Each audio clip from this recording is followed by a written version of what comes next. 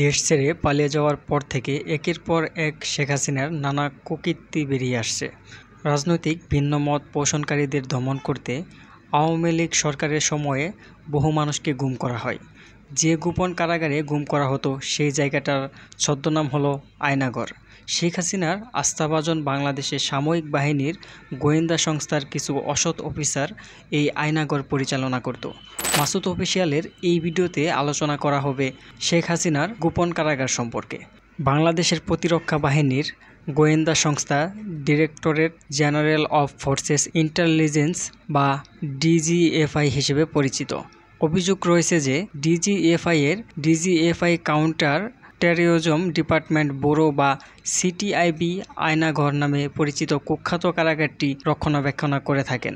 2022 সালে সুইডেন ভিত্তিক একটি স্বাধীন সংবাদ মাধ্যম নেত্র নিউজের করা একটি অনুসন্ধানকারী প্রতিবেদনে আয়নাঘরের বিষয়টি সবার সামনে উঠে আসে। সেখান থেকেই দেশের মানুষ জানতে পারে যে বিভিন্ন সময়ে বলপূর্বক গুমের শিকার ব্যক্তিদেরকে আয়নাঘরে আটক করে নির্যাতন চালানো হতো। আয়নাঘরটি ঢাকা সেনানিবাসের ভেতরে অবস্থিত বলে ধারণা করা হয়। আয়নাঘরে বন্দী থাকা সাবেক এক সেনা সদস্য জানিয়েছেন, অতীতে এই জায়গাটি জয়েন্ট ইন্টারোগেশন সেল নামে পরিচিত ছিল। পরবর্তীতে একে সংস্কার ও বর্ধিত করে আয়নাঘর বানানো হয়েছে। গুমের শিকার হওয়া বেশ কয়েকজন সাবেক সেনাবাহিনীর কর্মকর্তা আয়নাঘরের অবস্থান প্রকাশ করেছেন।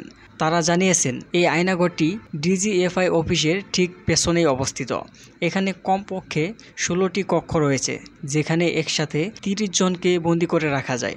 আয়নাঘরের দায়িত্বে থাকা কয়েকজন সামাজিক কর্মকর্তা গোপন এই কারাগারের ছবিও প্রকাশ করেছেন। এসব ছবি দেখলেই বোঝা যায় গোপনে কারাগারের কাউকে বন্দী করা কতটা অমানবিক। এখানে বহু লোককে বিনা বিচারে বছরের পর বছর, এমনকি যুগের পর যুগ আটকে রাখা হয়েছে।